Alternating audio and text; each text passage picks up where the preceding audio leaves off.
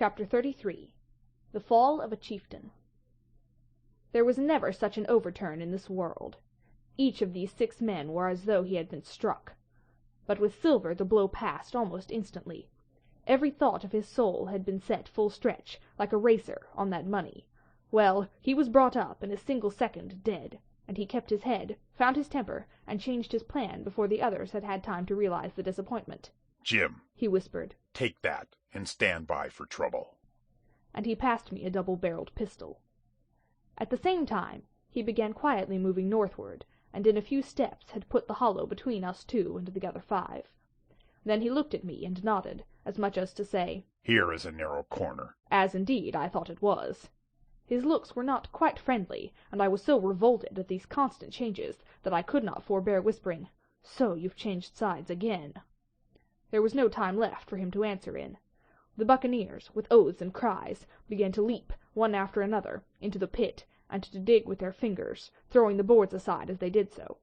Morgan found a piece of gold. He held it up with a perfect spout of oaths. It was a 2-guinea piece, and it went from hand to hand among them for a quarter of a minute.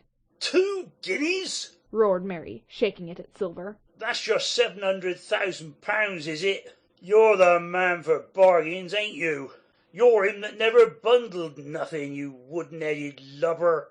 "Dig away, boys," said Silver with the coolest insolence. "You'll find some pig nuts, and I shouldn't wonder." Pig nuts, repeated Mary in a scream. Mates, do you hear that? I tell you, that man there knew it all along. Look in the face of him. You'll see it wrote there. "Aye, Mary," remarked Silver, "standing for captain again. You're a pushin' lad, to be sure." But this time everyone was entirely in Mary's favor. They began to scramble out of the excavation, darting furious glances behind them. One thing I observed, which looked well for us. They all got out upon the opposite side from Silver.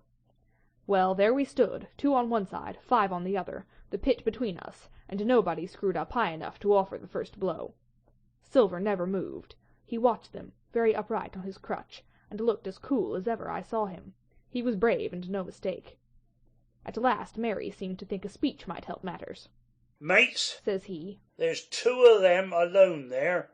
One's the old cripple that brought us here and blundered us down to this. The other's that cub I mean to have the heart of. Now, mates." He was raising his arm and his voice, and plainly meant to lead a charge. But just then crack, crack, crack, 3 musket shots flashed out of the thicket. Mary tumbled head foremost into the excavation. The man with the bandage spun round like a teetotum, and fell all his length upon his side, where he lay dead, but still twitching, and the other 3 turned and ran for it with all their might. Before you could wink, Long John had fired 2 barrels of a pistol into the struggling Mary, and, as the man rolled up his eyes at him in the last agony, "George," said he, "I reckon I settled you." At the same moment, the doctor, Gray, and Ben Gunn joined us, with smoking muskets, from among the nutmeg trees. "Forward!" cried the doctor. "Double quick, my lads. We must head 'em off the boats." And we set off at a great pace, sometimes plunging through the bushes to the chest. I tell you, but Silver was anxious to keep up with us. The work that man went through, leaping on his crutch till the muscles of his chest were fit to burst, was work no sound man ever equalled, and so thinks the doctor. As it was, he was already 30 yards behind us, and on the verge of strangling when we reached the brow of the slope. "Doctor," he hailed. "See there, no hurry." Sure enough, there was no hurry. In a more open part of the plateau, we could see the 3 survivors, still running in the same direction as they had started, right for Mizzenmast Hill. We were already between them and the boats, and so we 4 sat down to breathe, while Long John, mopping his face, came slowly up with us. "Thank ye kindly, doctor," says he. "You came in about the nick, I guess, for me and Hawkins. And so it's you, Ben Gunn," he added.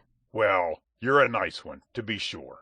"I'm Ben Gunn, I am," replied the maroon, wriggling like an eel in his embarrassment. And he added, after a long pause, "How do, Mr. Silver? Pretty well, I thank ye, says you." Ben, murmured Silver, "to think as you've done me." The doctor sent back Gray for one of the pickaxes deserted, in their flight, by the mutineers, and then, as we proceeded leisurely downhill to where the boats were lying, related in a few words what had taken place. It was a story that profoundly interested Silver, and Ben Gunn, the half-idiot maroon, was the hero from beginning to end. Ben, in his long, lonely wanderings about the island, had found the skeleton. It was he that had rifled it. He had found the treasure. He had dug it up. It was the haft of his pickaxe that lay broken in the excavation.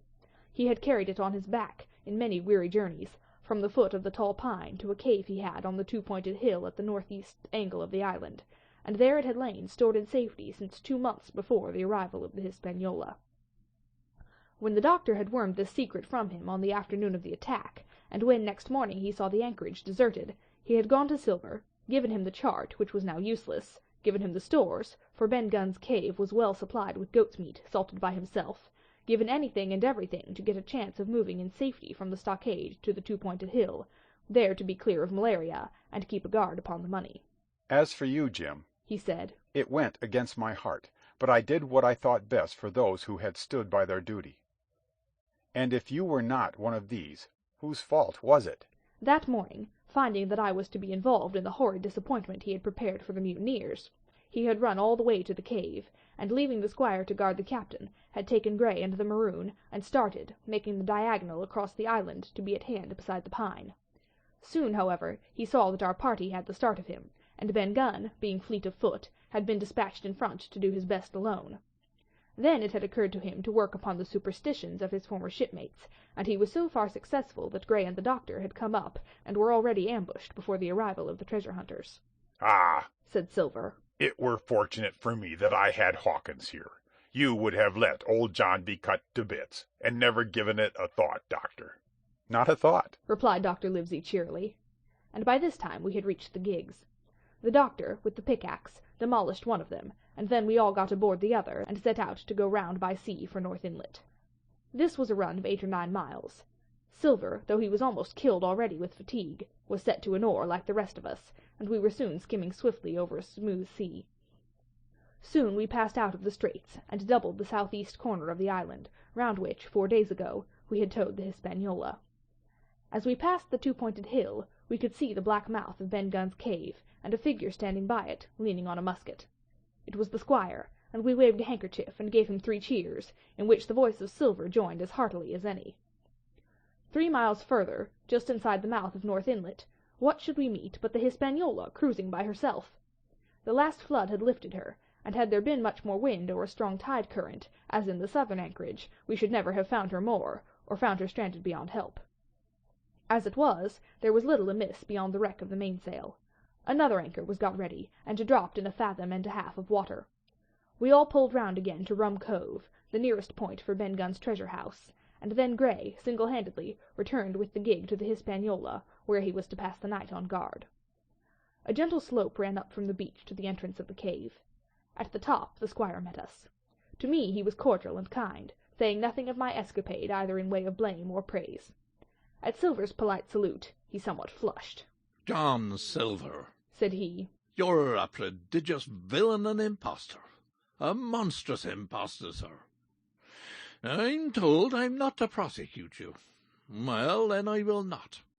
But the dead men, sir, hang about your neck like millstones." "Thank you kindly, sir," replied Long John, again saluting. "I dare you to thank me," cried the squire. "It is a gross dereliction of my duty. Oh, stand back." And thereupon we all entered the cave. It was a large, airy place, with a little spring and a pool of clear water, overhung with ferns. The floor was sand. Before a big fire lay Captain Smollett, and in a far corner, only duskily flickered over by the blaze, I beheld great heaps of coin, and quadrilaterals built of bars of gold.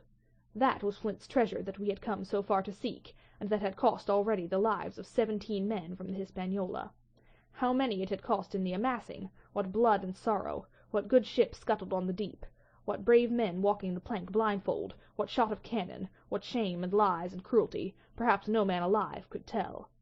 Yet there were still 3 upon that island, Silver, and old Morden, and Ben Gunn, who had each taken his share in these crimes, as each had hoped in vain to share in the reward.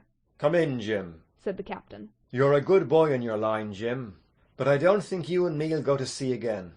You're too much of the born favourite for me. Is that you, John Silver? What brings you here, man?" "Come back to my duty, sir," returned Silver. "Ah," said the captain, and that was all he said. What a supper I had of it that night, with all my friends around me, and what a meal it was, with Ben Gunn's salted goat, and some delicacies, and a bottle of old wine from the Hispaniola. Never, I am sure, were people gayer or happier. And there was Silver, sitting back almost out of the firelight, but eating heartily, prompt to spring forward when anything was wanted, even joining quietly in our laughter. The same bland, polite, obsequious seaman of the voyage out. End of chapter 33.